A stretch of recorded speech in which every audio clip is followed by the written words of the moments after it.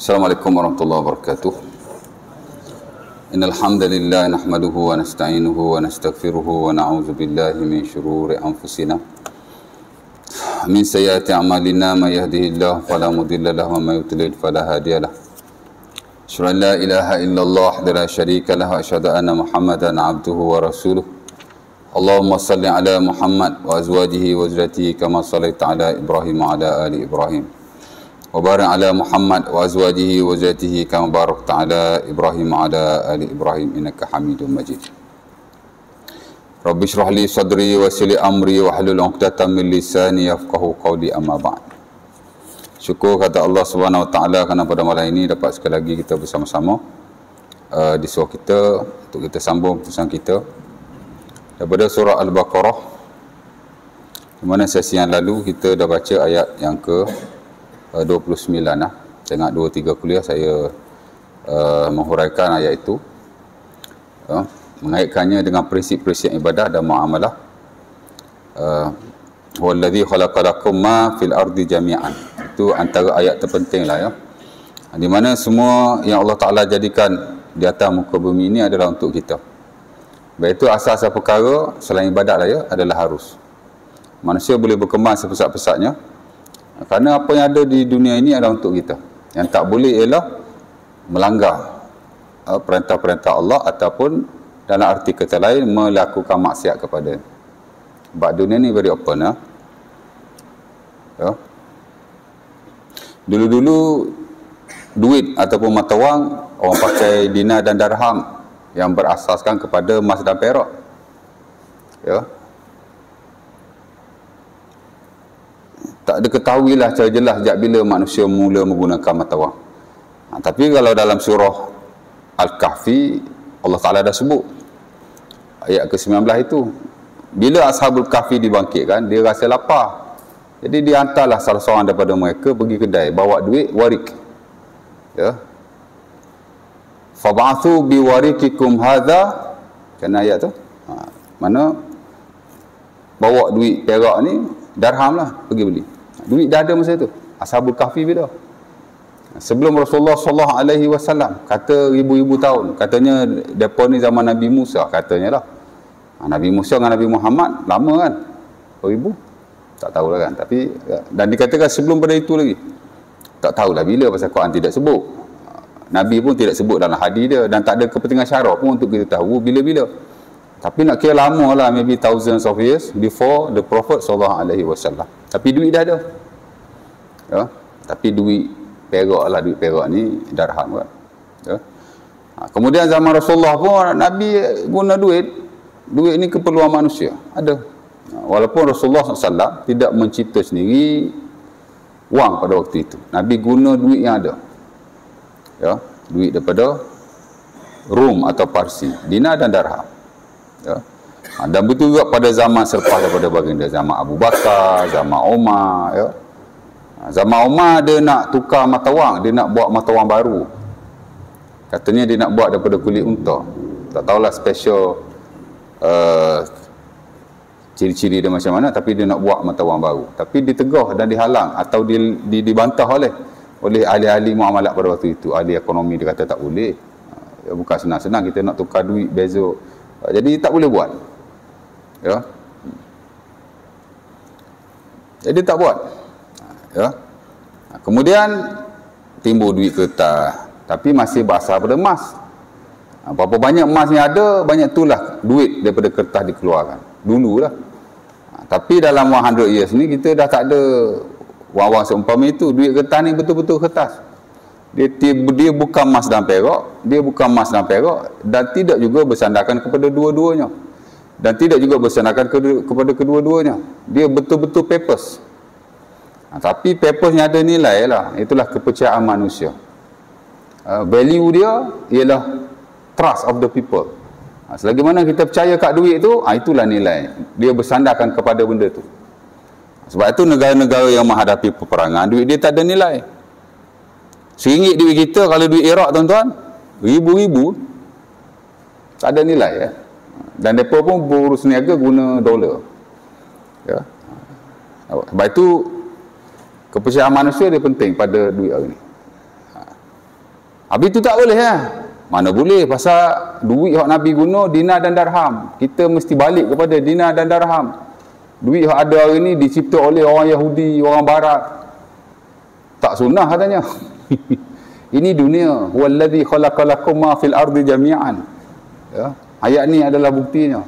Dan ulama buat kaedah al-aslu fil muamalah al-ibahah. Ma lam yakun dalilun ala tahrimuha. Asal-asal dalam masalah dunia, muamalah ni, urusan kita sama kita adalah harus. Melainkan jika ada dalil yang melarangnya. Nabi wajibkan ke guna duit darham dan dinar? Tak.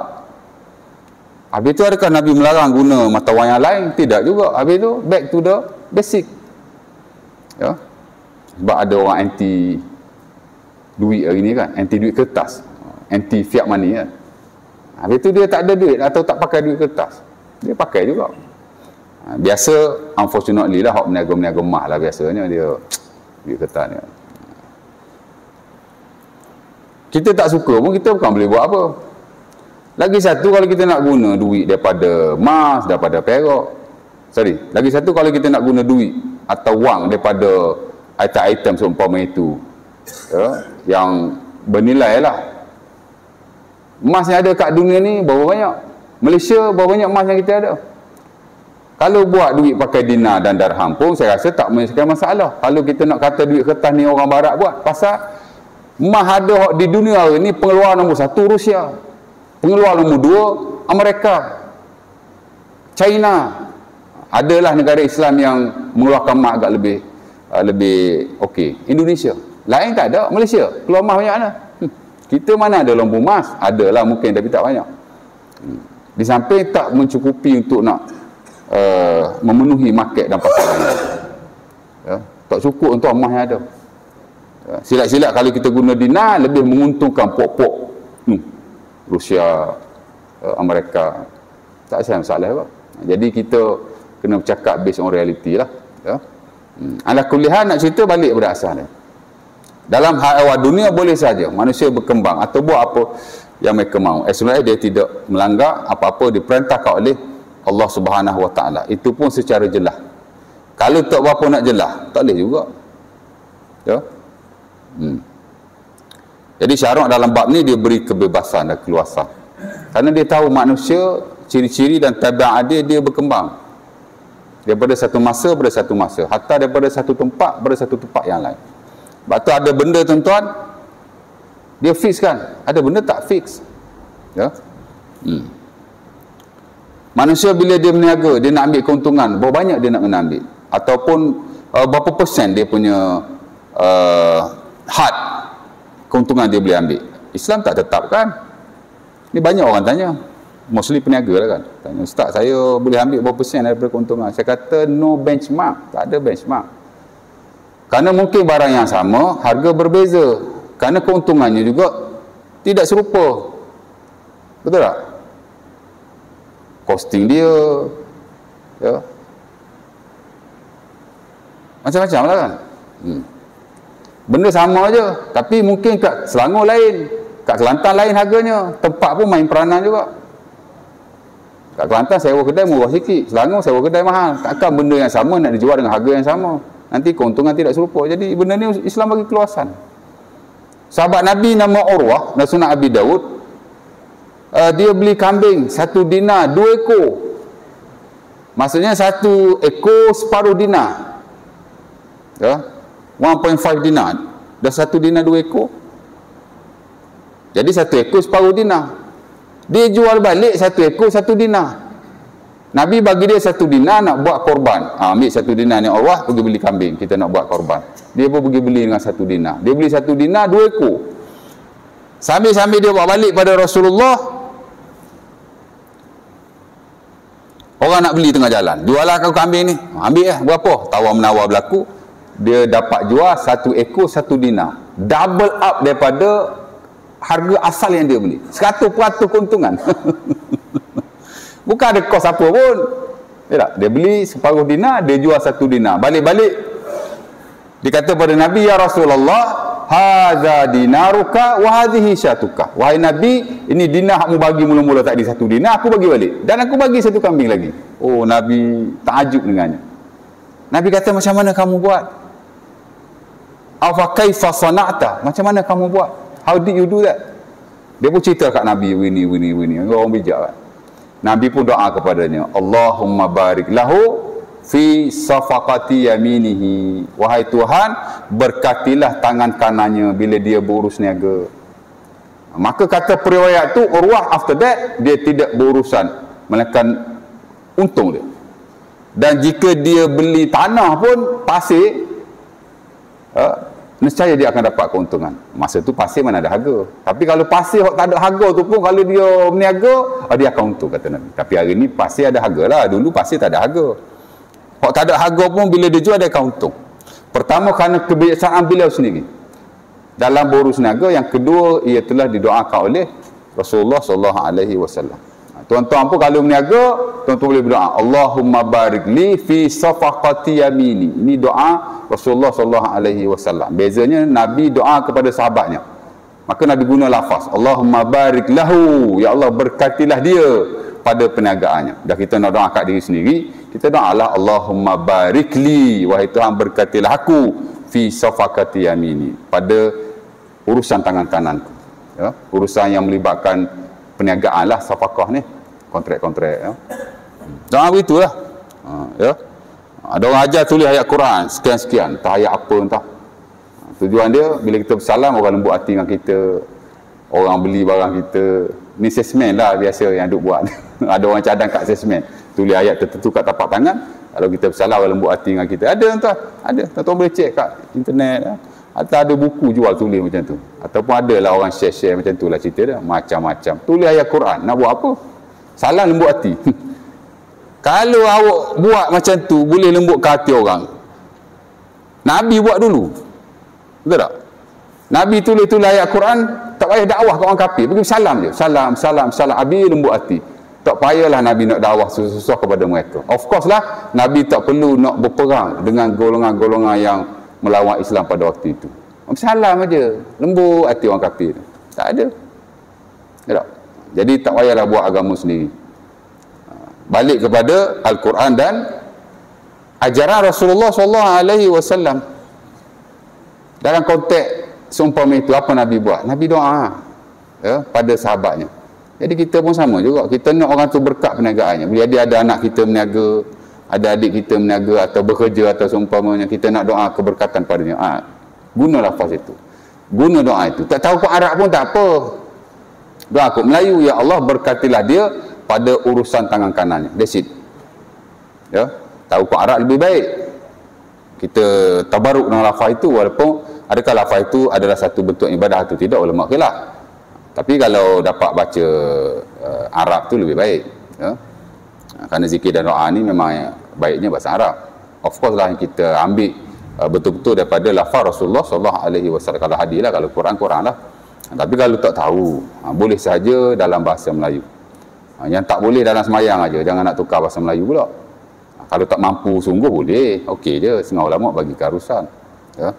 Belajarlah kan, tengok macam mana. Tapi begitulah cerita dia, doa. Tak perlu yang pelik-pelik apa itu ini, yang tak ada sandaran. Nak cerita boleh aja.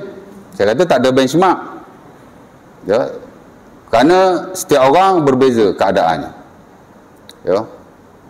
Costing tak sama. Ada orang dia dapat barang daripada supplier harga lebih murah, ada orang harga lebih mahal, ada orang dia sewa kedai harga lebih murah, ada orang harga lebih mahal.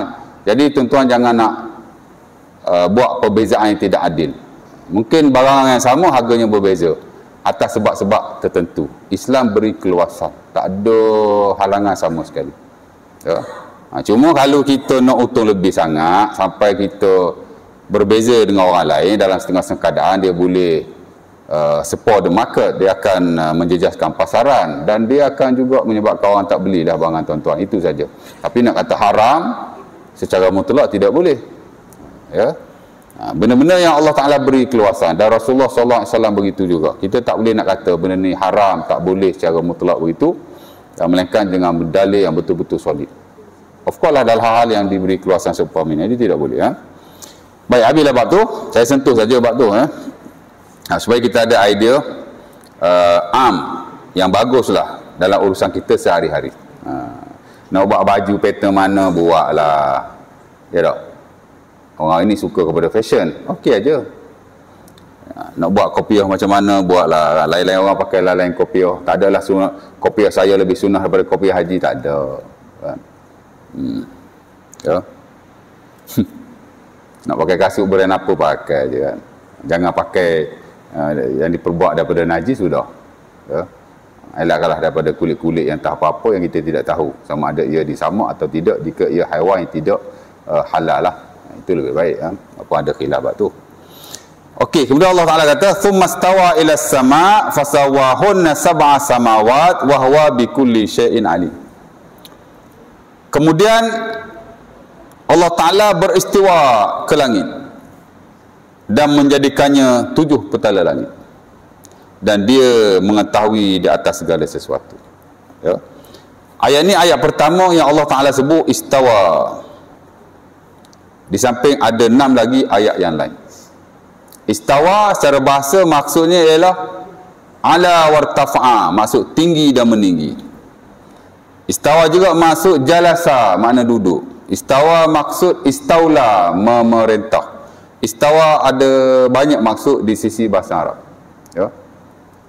Dan ayat sebegini termasuk dalam ayat-ayat yang disebut sebagai ayat khabariyah, di mana bukan hanya ayat Quran, malah hadis-hadis yang menyentuh hal seumpama ini dianggap sebagai ayat-ayat akidah, yang mana ada 2 pendekatan para ulama. Ya. Fihi tariqatan. Ada 2 jalan. Pertama disebut sebagai tariqatus salaf. Tarikat orang-orang lama. Salaf ni makna orang-orang lama, yang merujuk kepada sahabat-sahabat Rasulullah SAW, tabi'i dan tabi' tabi'i. Sahabat ni ialah orang yang melihat Nabi, beriman dengannya dan mati di atas keimanan itu. Adakah dia mesti bersama-sama Rasulullah? Jalasa fi majlisihi, duduk di majlis Nabi. Ikhtalafa fihi ulama. Ulama tak sepakat. Ada sebahagian mensyaratkan begitu, mesti duduk di majlis Nabi sekurang-kurang sekali. Sebagian kata pula mesti melazimi Rasulullah. Ada macam-macam teori. Tapi sebenarnya dia lihat Nabi. Maksudnya bila lihat Nabi itu dia duduk dengan Nabi jugalah, ada majlis bersama Nabi. Tapi walaupun sekali cukup. Ada sahabat dia jumpa Nabi sekali je, dia balik kepada kaumnya, dia tak tengok Nabi lagi. Itu sahabat di sisi majoriti. Walaupun ada khilaf lagi bab ni. Orang kata tak, dia mesti lazama Rasulullah, melazimi Rasulullah. Ada juga kata begitu, hak very straight sikit lah. Tapi kita ambil secara umum, orang yang melihat Nabi, yang ni duduk bersama Nabi, masuk Islam walaupun sekali, kemudian dia balik tak lihat Nabi lagi. Setelah dia mati di atas keimanannya, itu kita sebut sebagai sahabi kalau seorang. Kalau ramai sahabah. Mana sahabat Rasulullah. Tabi'in ialah orang yang melihat sahabat Nabi, ataupun tabi'i. Kalau tabi'i seorang, tabi'in atau tabi'un ramai. Bahasa Arab ni sentiasa ada singular plural, singular plural. Tengoklah lafaznya. Kalau seorang tabi'iyun, kalau ramai tabi'inu, tabi'ina atau tabi'una. Adapun tabi'i tabi'in, ya, ataupun tabi'it tabi'in, itulah orang yang adapun tabi'at tabi'in ialah orang yang melihat, orang yang melihat Nabi tapi dia tidak melihat Nabi. Ya. 3 generasi ini adalah generasi yang dipuji oleh Rasulullah SAW dalam beberapa hadis, antaranya diriwayatkan oleh Bukhari dan Muslim. Kata Nabi, khairun nasu qarni. Tak silap saya Bukhari Muslim lah, saya pun lupa. Tapi ada dibicarakan bab tu. Sebaik-baik manusia ialah sebaik-baik kurun, kata Nabi, qarni adalah kurunku. Setengah riwayat khairul quruni qarni, sebaik-baik kurun adalah kurunku, merujuk kepada 3 golongan yang dijamilah oleh Rasulullah SAW. Kira orang hebat lah ya. Terutama hak Islam, hak melazimi ilmu-ilmu pada waktu itu, of course yang duduk bersama Rasulullah SAW, pada sahabat baginda. Ini disebut sebagai tariqatus salaf. Puak-puak ni tuan-tuan, dia beriman sepenuhnya. Ya. Kata mereka, amiruha kama ja'at. Kita lalukan saja ayat itu. La nufassiruha, kita tidak mentafsirkannya. Dan sebagian mereka mengatakan qira'atuha atau tilawatuha tafsiruha. Membacanya adalah pentafsirannya. Makna kita baca saja. Sumastawa ila sama, Allah Ta'ala bersemayam di langit. That's it. Sebagai orang dia kerah juga, dia kata tak boleh kata bersemayam, nanti kita ingat duduk. Tak juga kan. Bersemayam ni ialah duduknya seorang raja dengan keagungannya, tapi itu raja manusia. Raja Allah lebih-lebih lagi. Saya dah sebut dulu, persamaan hanya lafaz saja, hakikat tidak sama. Tak salah pun kalau nak sebut begitu, bersemayam, apa salahnya? Atau dalam buku-buku tafsir lama, kalau tuan-tuan tengok, semua dia terjemah bersemayam. Tapi sama ke bersemayam raja manusia dengan Allah? Of course lah tidak sama, itu saja poin dia. Jadi tak payahlah serik sangat bab ni. Ya tak? Ya. Jadi dia tak mentafsirkan. Ya. Al-Imam Syafi'i rahimahullah dinukilkan oleh Al-Imam Ibn Qudamah dalam buku beliau Lum'atul I'tiqad, parameter salaf termasuk Imam Syafi'i juga ialah isbatus sifat wa nafyul mumasalah. Kita hanya beriman dengan sifat itu walaupun pada zahirnya ialah bahasa kan. Habis itu Nabi nak cerita macam mana lagi? Allah Ta'ala nak cerita macam mana lagi? Yang penting ialah nafyul mumasalah, menafikan persamaan dengan manusia. That's it. Allah Ta'ala bersemayam di langit, kita tak samakan dengan manusia, cukup dah tu. Itu parameter dia, isbatus sifat wa nafyul mumasalah, mengisbatkan sifat, beriman dengannya, dan menafikan persamaannya dengan manusia. Ya. Sebab itu ulama-ulama kita seperti Al-Imam Suyuti rahimahullah dalam tafsirnya, dia tidak mentafsirkan ayat ni. Dia kata istawa istiwaan yaliqu bihi. Allah Ta'ala beristiwa dengan istiwa yang layak baginya. Ada setengah yang kerah juga tuan. Hari ni ramai orang yang kerah-kerah ni. Dia kata tak boleh kata yang layak baginya, yang layak baginya. Kalau kita kata yang layak baginya, oh Allah Ta'ala ada anak, tapi anak yang layak baginya. Allah Ta'ala ada isteri katanya, tapi isteri yang layak baginya. Siapa yang kata begitu? Kita kata yang layak baginya, hak mana ayat Quran sebutlah. Hak mana hak hadis Nabi sebutlah. Kalau ayat Quran tak sebut, hadis Nabi tak sebut, macam anak, macam isteri, yang hang nak sebut pasal apa? Ya tak? Jadi tak payah nak berlebih-lebihan. Boleh saja kita kata yang layak baginya, yang layak baginya, selagi mana ia merujuk kepada lafaz-lafaz yang diriwayatkan dalam hadis Nabi ataupun yang dinaskan oleh Allah Subhanahu Wa Taala dalam Quran. Tidak salah sama sekali. Dan itu yang disebut oleh ulama kita As-Suyuti, bukan Ustaz Hasan. Istiwaan yaliku bihi, istiwa yang layak baginya. Ya. Dan itu juga ada parameter Al-Imam Syafi'i rahimahullah dan salaf ni ada. Kita beriman mengisbatkan sifat itu dan kita menafikan persamaan. Selagi kita tidak menyamakan dia dengan makhluk, kita tidak menjadi golongan yang menyamakan Allah dengan makhluk-makhluknya. Ya tak? Kita beriman saja. Itu disebut tariqatus salaf. Dan Al-Imam Ibn Katsir rahimahullah dalam tafsirnya juga, bila dia mentafsirkan ayat seumpama ini, itulah surah Taha ayat ke-5, kata beliau, fa'ammal maslakul aslam tariqatus salaf. Adapun jalan yang paling selamat, at-tariqatul aslam, ialah tariqatus salaf, jalan para salaf. Ya, jalan para salaf tu macam mana? Kita beriman, kata Imam Ibn Katsir, bila takyif, tanpa kita mengkaifiat-kaifiatkan, bagaimana-bagaimanakah. Kata Allah Ta'ala duduk atau bersemayam ni begini. Tak boleh lah, Allah Ta'ala tak cerita, pasal apa hang cerita? Itu tak boleh. Bila takyif. Wala tahrif, jangan tukar pula perkataan tu dengan perkataan lain. Konon-konon kalau guna istawa, makhluk ni, tak, kita gunalah perkataan lain, tak boleh. La tahrif, jangan duk tukar ganti perkataan. Ya, sebagaimana orang Yahudi yang tukar ganti perkataan dalam Taurat dan Injil suka-suka mereka. Kalau Nasrani lah, kalau Yahudi lah. Yahudi Taurat, Nasrani Injil kan, dia tukar aja, perkataan tak sesuai dia tukar, perkataan tak sesuai dia tukar. Kita mana boleh macam tu? Ya. Wala tasbih, jangan menyamakan dengan makhluknya. Wala ta'til, jangan memandulkan ayat itu, jangan tolak ayat itu, tak boleh. Lagi tak boleh kan, ta'til makna kita tolak. Ya. Wala tamsil, dan jangan juga memisal-misalkan. Ya. Allah Ta'ala bersemayam, macam aku bersemayam, macam raja sekian bersemayam, tak boleh lah. Itu parameter Al-Imam Ibn Katsir rahimahullah. Ini disebut sebagai tariqatus salaf, dan ada satu lagi disebut sebagai tariqatul khalaf. After 300 or 400 years after that, lepas sahabat Nabi, tabi'in dan tabi'in, ketika umat Islam berhadapan dengan golongan-golongan baru yang masuk Islam, yang mereka agak suka nak terima ayat-ayat seumpama ini. Of course lah, kalau ayat sebut tangan, sebut muka, sebut kaki lagi dia tak boleh terima.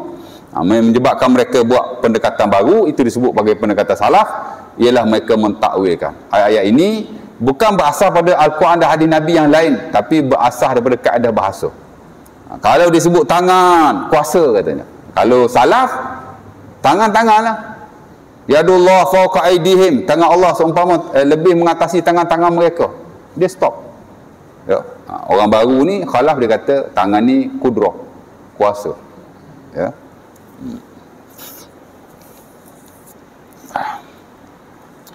Sama juga istawa, katanya istaula, mana memerintah. Kita tak boleh kata istawa, pasal istawa ni maksudnya bersemayam, duduk seorang raja. Tak boleh, orang tak faham. Kita kata istaula.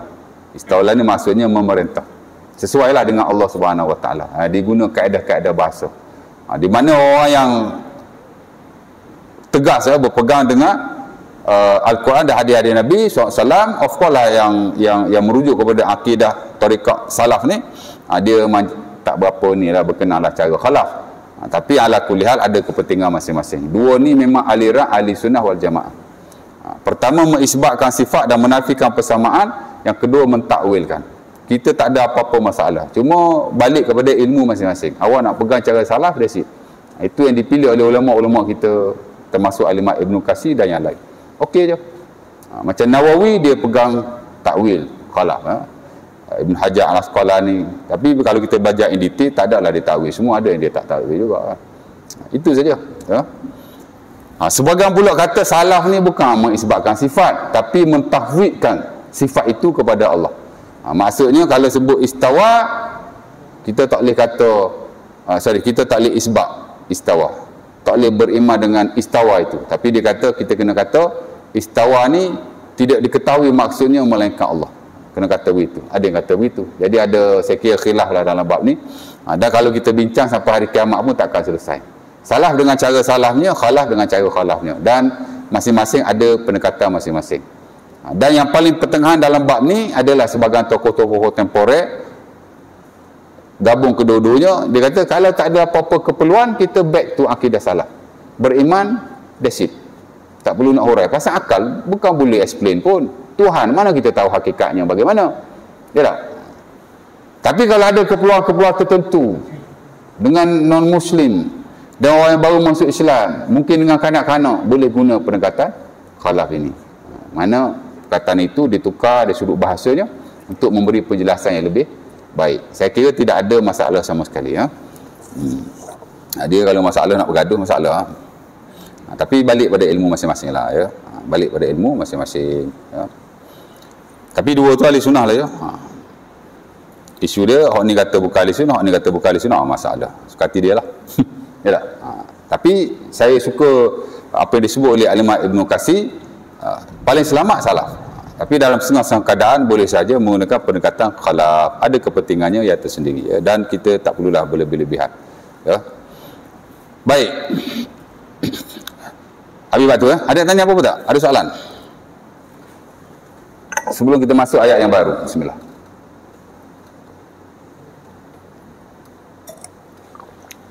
Nak isyak lah. 10 minit lagi isyak. 5 minit. Okey, ayat kedua atau ayat seterusnya. Wa idh qala rabbuka lil malaikati inni ja'ilun fil ardi khalifah qalu ataj'alu fiha man yufsidu fiha wa yasfiku ad-dima wa nahnu nusabbihu bihamdika nuqaddisu lak qala inni a'lamu ma la ta'lamun. Ayat ke-30. Wa idh qala, dan ketika mana telah berkata, rabbuka, Tuhanmu. Ini saya translate one by one ni. Lil malaikati, bagi malaikat-malaikatnya. Allah cakap pada malaikat dia. Tu boleh guna perkataan cakap tu. Cakap-cakap ni kan makhluk. Cakap cara Tuhan lah. Tak tahulah macam mana kan. Ya. Tapi dia bercakap dengan malaikat dia.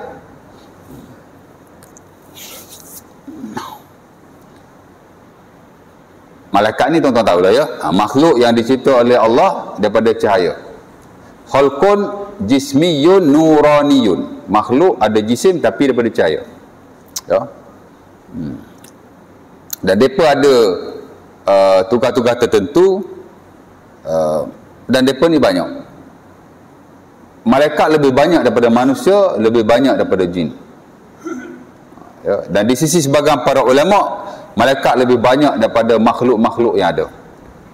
Lebih banyak daripada pokok-pokok, tumbuh-tumbuhan yang ada di bumi, dan dikatakan lebih banyak daripada pasir-pasir ada. Wallahu ta'ala alam. Tapi dia makhluk yang ramai lah. Ya. Kalau manusia ngaji, memang malaikat lebih ramai. Tapi kalau dengan pasir apa, saya tak tahulah. Adalah dakwah-dakwah begitu.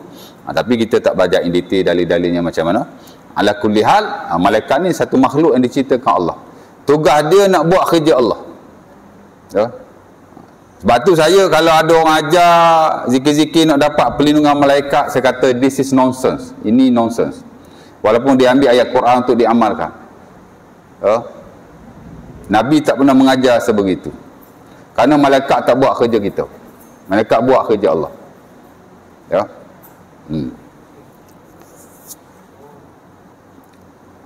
Awak buat saja apa yang diajar oleh Rasulullah sallallahu alaihi wasallam, baca zikir dan doa tertentu untuk perlindungan. Awak dapat perlindungan Allah. Dan afwalah sebagai ada perlindungan Allah ialah Allah Taala hantar malaikatnya untuk menjaga kita. That's it. Tak perlulah ataupun tidak ada sama sekali amalan nak dapat perlindungan malaikat. Amal tak ada.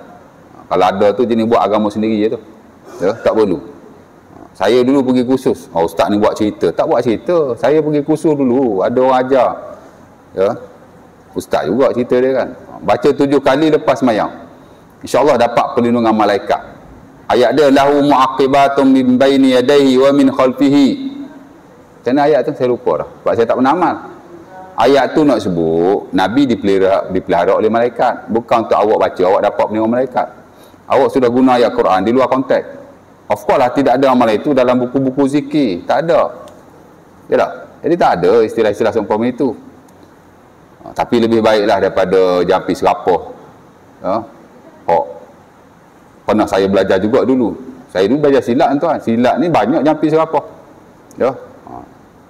Dia tak ada baca Al-Quran macam tu. Lagi teruk. Dia seru terus. Wahai Jibril, wahai Mikail, wahai Israfil, wahai Malikul Maut. Seru Malikul Maut tu. Dia ingat Malikul Maut tu sahabat dia kot. Tak adanya Malikul Maut nak buat kerja awak. Malikul Maut nak cabut nyawa awak ada.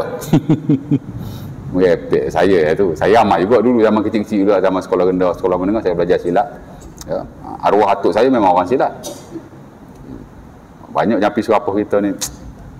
Tapi jadi, kalau amat-amat jadi. Ya, puak-puak ni tuan, nasi tengah gelegok, geluk-gelak. Ada bacaan dia, surah Allah. Saya tak hajar, nanti turun amal pula kan. Baca ayat tu, kami kena amal lah sekian-sekian waktu, sekian-sekian bilangan, adalah dia punya tata caranya. Bila dah sampai tepu matang, celup dalam berah gelegok, geluk. Okey. Jadi ayat ni dia kata. Awak baca apa pun jadi kalau awak percaya begitu. Ya tak? Ya. Memang celup. Ya, arwah atuk saya celup je air panas tuan-tuan. Air panas tu atas tangan dia. Nampak merah-merah juga tangan dia. Tak tahu pelawak air panas. Wa'alaikumsalam lah ya. Mudah-mudahan Allah Ta'ala mengampunkannya. Saya tak cerita orang lain, ini saya cerita my own family. Ya. Tapi tak apalah ya. InsyaAllah. Azan dulu. Ada azan? Azan dulu lah. Ada nak tanya boleh tanya. Sambung sikit ya.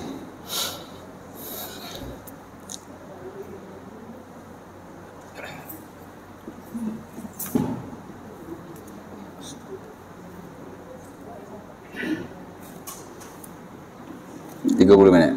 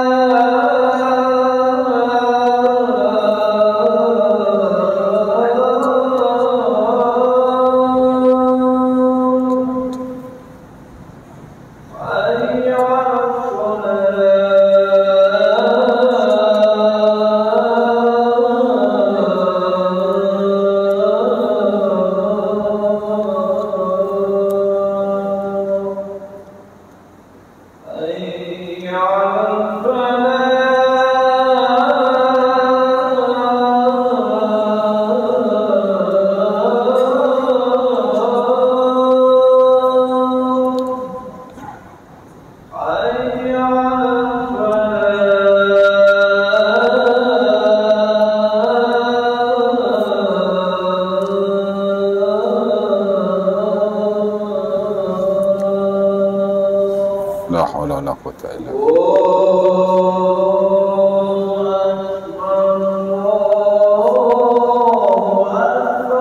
Allah akbar, Allah akbar.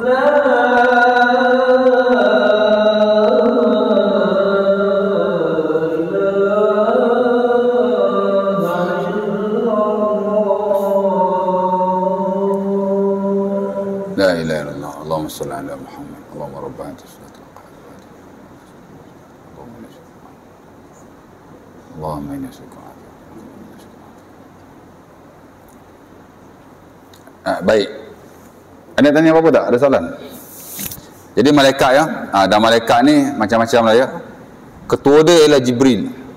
Jibril ni ialah Ra'sul Malaikah. Chief of the Angels. Mana malaikat ni dia ketua. Ya. Dah banyak lagi malaikat-malaikat yang lain ya. Yang disebut dalam Quran dan hadis Nabi SAW ada 10. Tuan-tuan belajarlah dalam akidah bab malaikat, mesti ada punya. Ya. Adakah wajib kita mengetahui malaikat yang spesifik? Tak wajib. Cukup saja tuan-tuan beriman Allah Ta'ala ada makhluk yang bernama malaikat. Dia buat kerja Allah. Ketuanya adalah Jibril. Dan ada malaikat-malaikat lain seperti Mikail, Israfil. Kalau tuan-tuan tak tahu tugas dia pun tak apa. Tak menjadi fardu ain. Ya. Tapi kalau belajar lebih baik.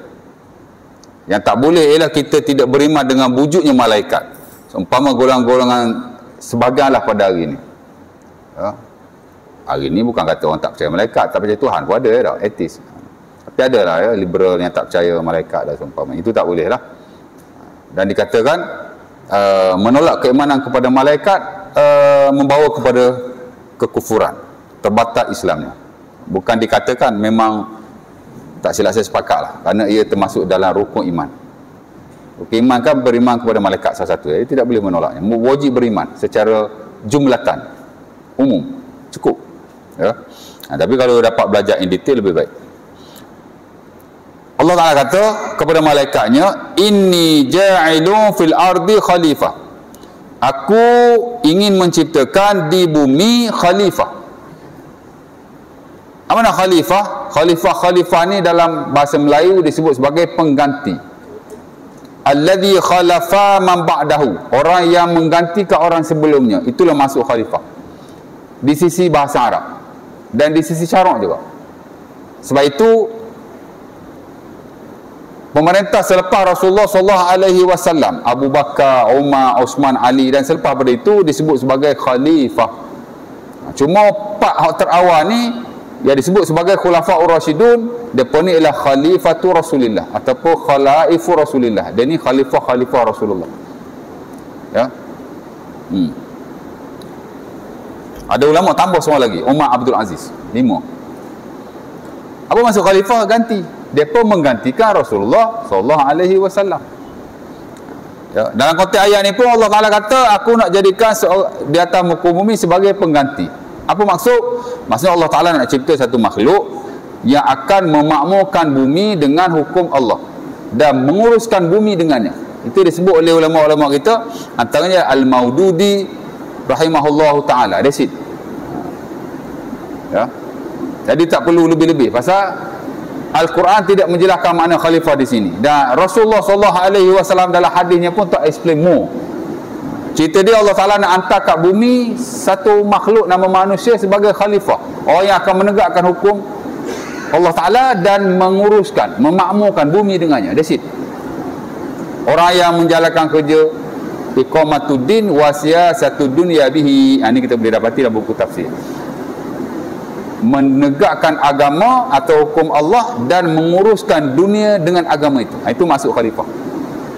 Ada orang kata khalifah ni sebab sebelum Adam dah ada manusia. Dia ganti kepada manusia itu. Allah Ta'ala alam. Ada teori-teori tertentu, tapi nak kata valid tak tahulah kan. Pasal tak ada nas. Benda ni benda gaib. Adam bila, zaman bila ni? Allah Ta'ala sebut ni bila? Tak tahu, ribu. Ya? Zaman roh dulu lagi, tak tahu. Benda gaib ni kita tak tahu in detail, tapi adalah teori tertentu. Katanya sebelum Adam telah ada Adam yang lain. Adam hok ni Adam yang ke-10. Ada 9 lagi Adam before him. Allah, ni lagi melampau. Mana awak tahu? Ada belaka hari ni tuan. Pelik-pelik lah. Adam ke-10 ada ni. Ada seorang ustaz tu, pakai serban, pakai jubah. Tak tahu mana gelaran ustaz dia ambil. Dia kata Adam hok ni Adam yang ke-10. Adam sebelum tu ada 9 lagi Adam. Mana awak dapat ni? Pelik-pelik lah dunia hari ni tuan. Tuan-tuan kalau tak belajar atau tak ada perisi yang jelas pasal syarak ni.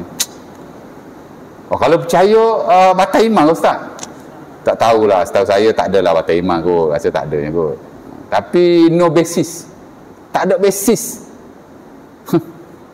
Kita benda nak sebut hak agama ni, of course lah benda gaib. Pasal Adam ni dulu-dulu kan.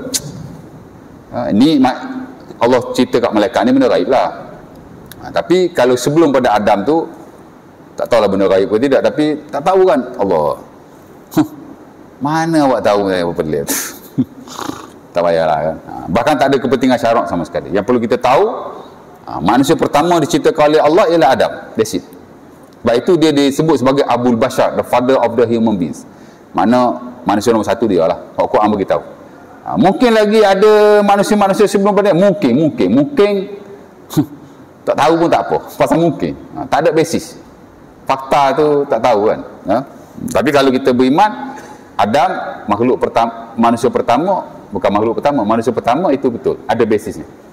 Ya. Kalau nak beriman yang lain, kena ada basis lah. Ya. Khalifah.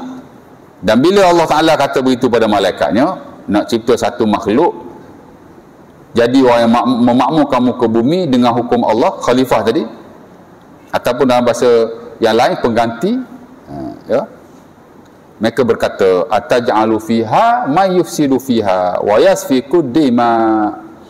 Wahai Tuhan, apakah kamu ingin menjadikan orang yang membuat kerosakan padanya dan menumpahkan darah? Bapa demo tu kata sebelum Adam dah ada manusia lain. Bahkan ada Adam yang lain. Sebab malaikat kata, dia kata, mana malaikat tahu manusia jahat macam ni? Sudah pasti sebelum Adam ada manusia dulu. Sebab tu malaikat tahu dia jahat. Ada logiknya juga. Dan sebagai lain mengatakan bahawa malaikat telah diberi ilmu oleh Allah, mengetahui apa yang akan berlaku selepas daripada itu. Boleh jadi juga. Dan kedua-dua teori. Cuma teori yang kedua tu agak ringan lah berbanding yang pertama tadi. Ya. Tiada syarat telah ada maknanya sebelum Adam sehingga malaikat tahu mereka ni jahat. Boleh jadi malaikat sudah ada idea tentang manusia walaupun manusia belum diciptakan. Boleh jadi saja. Ya. Tapi benda gaib kan, kita tak tahu lebih lah. Mana kita tak perlu berlebihan dalam isu ni. Jadi manusia ni dua benda. Pertama, melakukan kerosakan. Memang manusia suka buat kerosakan. Ya tak? Sebab tu manusia perlu dikawal. Dan manusia menumpahkan darah. Aduh. Ya. Daripada dulu sampai hari ni, pembunuhan tak henti-henti. Betul tak? Nak sekarang kan kat Palestin, aduh sial. Palestin dia berdulu lagi. Dah berapa puluh tahun. Ya tak? 2-3 generasi dah. Tapi kita nak cakap lebih-lebih pun payah juga kan. Doa je lah. Tentu ada masa doa. Ya. Boleh aja imam doakan. Ya. Sebab itu Islam jaga hal-hal seumpama ini. Dan dalam syariat memang ada fiqhul jinayah, the science of crime. Pasal nak kontrol benda ni. Nak kontrol kerosakan, dan kerosakan yang paling buruk ialah pembunuhan berbanding kerosakan-kerosakan yang lain. Bunuh teruk sekali. Ya tak? Ada fiqhul jinayah, ada fiqh jinayat. Betul tak? Kau tak ada? Ada ngajar fiqh jinayat sini? Ada kuliah fiqh jinayat? Tak ada? Kena ada lah satu. Panggil ustaz, ada latar belakang fiqh, ajar fiqhul jinayat al-islamiyah. Ya. The Islamic Jurisprudence of Crime. Syok tuan. Seronok belajar. Ya. Belajar hudud, belajar kisos, belajar diat, selit bak kodok sikit. Kerana ini semua melibatkan perhubungan sama manusia supaya kita tidak langgar dan melampau antara satu dengan yang lain. Hudud, belajar bab mencuri, apa hukuman dia, mencuri dalam konteks lama, mencuri dalam konteks sekarang. Ya tak? Ni orang buat skema-skema ni kira mencuri ni. Saya kata kalau dulu-dulu kita belajar fiqh jinayat dalam konteks klasik, ada satu bab disebut sebagai bab qat'ut tariq. Ambil harta orang ni biasa dia merujuk pada dua. Pertama as-sariqah, curi individu. Satu lagi qat'ut tariq, curi di tengah jalan cara berkumpulan. Samulah samu. Dulu memang macam tu, dia duduk di tengah padang pasir. Orang lalu je dia samun. Kadang-kadang dia samun harta saja. Kadang-kadang dia bunuh sekali. Jahat buat ni. Menyebabkan hukuman yang Islam letakkan kepada mereka, hatta dalam Quran Allah Ta'ala ajar teruk. Kalau dia ambil harta, lepas tu dia bunuh orang pula tuan, dia perlu dibunuh balik dan dilakukan tak seumpama kelakuan ke atas persoalan-persoalan yang lain. Dipotong kakinya secara bersilang. Kalau curi biasa, potong satu tangan saja. Ya tak? Dia pun ni tak. Kena potong kaki dan tangan secara bersilang. Kalau dia ambil harta saja. Kalau dia ambil lebih daripada itu sehingga tahap membunuh, sebab dia ambil harta, dipotong juga tangannya, tapi juga kakinya secara bersilang. Kalau tangan kanan, kaki kiri. Bunuh pula, dia kena bunuh balik. Lepas potong kaki tangan tu, bunuh balik. Oh, agak ni. Kerana jenayah dia buat ni jahat sekali. Saya nak tanya tuan-tuan, ada lagi kau duduk tunggu tengah jalan nak sama orang? Ada, bukan tak ada. Tapi saya rasa agak jarang lah sekarang. Banyak orang menyamung ni, tapi tak ada tahap membunuh secara langsung. Tapi ada orang yang membunuh diri kerana telah ditipu ratusan ribu oleh skamer. Mungkin ada. Ni qat'ut tariq zaman moden hari ni, bukan hak jenis tunggu-tunggu tepi jalan tu. Hodok online ni. Skamer-skamer berapa juta tuan. Tahun 2020 sampai 2022 macam tu lah, 2019 sampai 2-3 tahun skamer ni juta-juta, puluh juta. Ya. Cuba tuan-tuan tanya kawan yang tak kena. Ada. Saya baru-baru ni pun abang ipar kena skamer 12,000 beli motor dekat sosmed, dekat Facebook. Motor lelong. Motor harga 4,000 saja kena tipu sampai 12,000. Lepas banking. Bila kita soal jawab, dia kata aku kena pukau kot. Bukan kau kena pukau, kau tu yang bodoh. Ya. Itu baru skamer coknya-coknya. Hak lain-lain tu juta tuan, bukan juta, puluh juta. Ni qat'ut tariq zaman moden ni. Ya. Kalau saya dapat, saya potong kaki tangan silang aja pokok ni. Orang muda tak jatuh hukum. Dah bukan jatuh hukum, geram. Ya. Jadi belajar jenayah konteks silam macam mana, konteks-konteks yang baru macam mana. Ya. Sebab tu dalam banyak hukum ni dia boleh berubah tuan, hukumannya. Masihlah konteks yang sama, tapi dalam bentuk-bentuk yang berbeza. Tengoklah kita bincang ijtihad macam mana, hakim-hakim berbincang. Takkan curi duit orang juta-juta sehingga menyebabkan orang bunuh diri lah, apalah, bercerai laki bini. Takkan nak masuk penjara 2-3 tahun je kot. Ya tak? Mana boleh. Kita tengok hukum yang adalah syarak ni seimbang dan setimpal dengan kelakuannya. Membuat jahat memang kena punya. Islam bukan nak hukum, tapi memberi pengajaran. Bahkan definisi kepada hukum jenayah ialah hukuman yang dikenakan untuk mengelakkan orang lain melakukan perkara yang serupa. Jadi Islam jaga. Bunuh lebih-lebih lagi tak boleh. Ada hukum jenayah. Nombor satu sekali kisos. After that baru bincang pasal hudud, pasal kisah lebih berat. Ya, dan zaman Rasulullah SAW memang berlaku pembunuhan-pembunuhan tertentu. Bukan sahaja di kalangan orang Islam dengan bukan Islam, seperti Yahudi. Ada juga berlaku, orang Yahudi dia bunuh orang Islam. Ada. Nanti saya sebutlah lain kali. Tapi juga sesama Islam, secara tidak sengaja. Ada seorang sahabat ni tuan-tuan, dia jumpa seorang yang lain, yang mana dia bergaduh zaman jahiliah dulu. Dia bunuh kawan tu. Lepas dia bunuh, baru dia tahu kawan tu telah masuk Islam. Allah, aku ingat kau dia kafir lagi. Aku dah lah bergaduh dengan dia dulu zaman jahiliah. Akhirnya Allah Ta'ala turun, wa makana li mu'minin ayaqtul mu'minan illa khata'a. Seorang mukmin tidak boleh membunuh mukmin yang lain, melainkan hanya secara tersalah sahaja. Maksud dalam bab ni tidak ada kisos, tapi adalah hukuman-hukuman tertentu yang perlu dikenakan ke atasnya.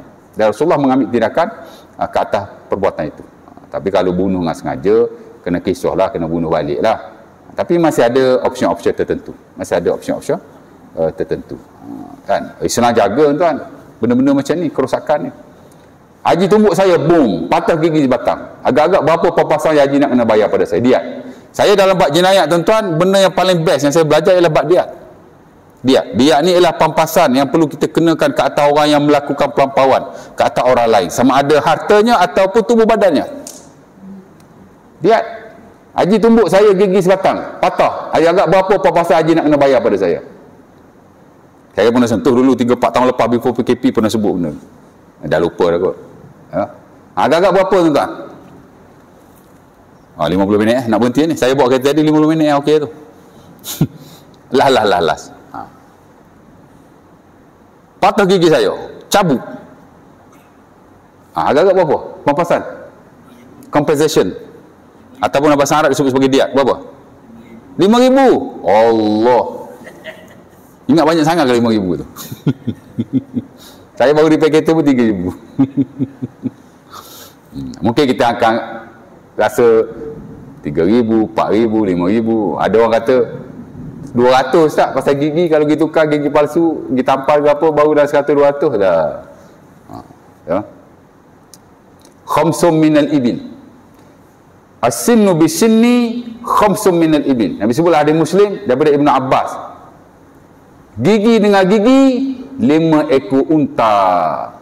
1 ekor unta saya nak tanya, how much today? Berapa harga pada hari ni? Seekor unta berapa ringgit? Pernah beli? Google lah tengok. Paling murah 7,000. Ada 10,000, 12,000. Kita ambil hot in the middle lah. Mungkin 7,000 atau 8,000. 1 ekor. Kalau dah 5 ekor, 8 kali 5 berapa je? 40,000. Allah. Berapa ya Zolik gini mu Islam ni? Kecek Kelantan lalu. Haji kata 5,000, 40,000 je kalau dengan duit hari ni. Sebatang gigi je pun. Kalau pergi tampal atau pergi pasang gigi palsu, dalam 200-300 je. Pasal apa yang banyak sangat ni? Sebab mula-mula saya haji tumbuk, patah gigi je. Kalau saya repeat balik, boleh-boleh jadi saya bunuh haji. Paling teruk lah. Kadang-kadang saya cedera haji sampai tak boleh bangun, pecah muka haji. Worst case scenario boleh buat bunuh tau. Islam tak tengok gigi tu. Kalau nak tengok gigi, berapa aja kos dia. Tapi Islam nak jaga supaya tidak meleret kepada isu-isu yang lain. Sebab tu dia bagi berat tu kot. Agak-agak kalau kita implement, siapa-siapa tumbuk siapa-siapa hingga tercabut atau patah giginya, kena RM40,000. Tengok hari ni akan ada ke orang yang akan tumbuk orang sewenang-wenangnya. Saya baru-baru ni ada seorang tu kena tumbuk, Bangla. Dia buat mari air. Saya makan kat sebelah sini, dia family makan kat sebelah sini. Bangla tu datang bawa air. Bangla ni pun tak belajar betul-betul kalau bawa benda panas jangan letak kat budak-budak. Saya dulu manager restoran, saya tahu undang-undang dia. Kalau kita bawa makanan yang panas, kita tak boleh lalu di sebelah kanak-kanak atau meletakkan makanan panas itu berdekatan dengannya. Dia pergi lalu tepi, betul-betul budak tu senggol atau mak dia senggol, terkena anak dia, dah bung sebiji, jatuh Bangla tu. Orang pegang-pegang semua kan, siap Bangla. Tapi dia pun salah juga, member anak kecil kan. Nak cerita begitulah. Tapi tak tahu lagi dia patah ke tidak. Jadi penting sekali. Dan Islam jaga. Sebab tu malaikat tak setuju manusia ni akan buat kerosakan, ada akan membunuh antara satu dengan yang lain, insya-Allah taala. Mungkin setakat tu dulu untuk malam ni. Next nanti kita sempurnakan ayat ni. Ya. Aha. Okey. Boleh. Okey, bila kita ni kes bunuh lah ya. Okey, bila kita melakukan satu pembunuhan yang sengaja lah, yang sengaja. Sebab kisos hanya melibatkan pembunuhan sengaja. Dia panggil al-qatlul amdu. Memang kita niat nak bunuh lah. Ataupun kita guna alat yang boleh membunuh. Tak ada niat nak bunuh, tapi dah mutikan dengan pisau, memang dia matilah. Dia termasuk dalam konteks al-qatlul amdu, pembunuhan dengan sengaja. Pembunuhan dengan sengaja ni ada 3 option. Hakim tak boleh buat keputusan, mesti diserahkan kepada keluarganya. Dia boleh minta supaya bunuh balik, ia disebut sebagai qawat. Dia juga boleh ambil diat. Dia juga boleh memaafkan. Tiga-tiga boleh. Kalau dia nak kisos atau qawat, dia kena kisos lah. Kalau dia nak ambil pampasan, Islam bagi berapa pampasan yang dia perlu ambil. Tapi walau bagaimanapun dia boleh bincang. Kerana Nabi kata wa ma salahu alaihi fahuwa lahu. Apa-apa dia boleh bincang. Nak rendah sikit ke, hatta nak lebih pun tak apa. Memang Islam bagi panduan lah untuk diat. Diat ni kalau bunuh dengan sengaja macam tu 100 ekor unta. Ya. 30 ekor unta berumur 4 tahun, 30 ekor unta berumur 5 tahun, 30 ekor unta yang berumur 6 tahun. Salasuna hiqah, salasuna jaziah, arba'una khalifah. Agak berat lah. 100 ekor unta. Jadi kalau 100 ekor unta kali 8,000 makna 800,000, almost 1 million pada hari ni. Itu dia yang ditetapkan oleh Islam. Tapi kalau kita nak ambil rendah boleh, nak ambil lebih pun boleh kalau dia mampu. Saya tak taksir 100 ekor unta, saya nak 200 ekor unta. Kalau awak tak bayar 200 ekor unta, awak kisah. Aku nak kisah lah. Ya, memang Islam letak panduan, tapi berbalik kepada itu. Dan ada hadisnya yang diriwayatkan dalam bab ni, di mana Nabi kata sama ada kisah. Dan boleh juga memaafkan. Kerana Allah Ta'ala sebut dalam Quran, wa anta'fu aqrabu littaqwa. Kalau kamu memaafkan, kamu dapat takwa, dapat pahala yang besar. Dah ada kes juga sahabat dimaafkan, ada kes. Cerita dia begitulah. Tapi kalau bunuh dengan separa sengaja, ada satu lagi asyibhul amdu, separa sengaja. Separa sengaja ni kita pukul tumbuk je dalam mati kawan tu. Tumbuk boleh mati ke? Jarang tumbuk boleh mati, tapi mati. Ataupun kita tampak ping mati. Itu dipanggil syibhul amdu. Kita pukul dengan pukulan yang kebiasaannya tidak membunuh, tapi bunuh. Itu dipanggil separa sengaja. Dan satu lagi dipanggil tidak sengaja. Tidak sengaja ni mungkin kita bukan nak bunuh dia, mungkin bukan nak pukul dia. Kemalangan-kemalangan yang berlaku di jalan raya, kita boleh masuk dalam khotok jugalah, mana tersalah. Tahu-tahu dia datang depan kita, boom, kita langgar dia, mati dia. Itu boleh masuk dalam khotok. Tapi kalau kita racing, boom, langgar orang mati. Itu boleh masuk syibhul amdi, separa sengaja. Dia bukan nak bunuh orang, tapi dengan sebab dia bawa laju, kemalangan, mati. Itu syibhul amdi. Dan konteks masa lah ya. Tapi ada. Boleh ambil diat, boleh memaafkan. Dia ada 3 option. Dan hakim dia tak ada kuasa. Kerana Nabi kata man qatala mu'minan dufi'a ila awliya'il maqtul. Hadi Amru an Syu'aib an Abi an Jaddihi, dia sunat Abi Daud. Siapa-siapa yang membunuh seseorang, maka hendaklah dia diberi hak kepada wali-walinya. Dia nak buat apa? Dia boleh bunuh balik, dia boleh ambil diat, dan dia boleh memaafkan. Tengoklah macam mana. Ya? Itu dia cerita dia. Ya, terlepas. Ya. Kerana kuasa di tangan wali. Ya. Baik, jadi setakat itu saja untuk malam ni. Aku Luqman Razak, Assalamualaikum warahmatullahi wabarakatuh. Kita tutup dan tanggung majlis kita dengan tasbih kafar.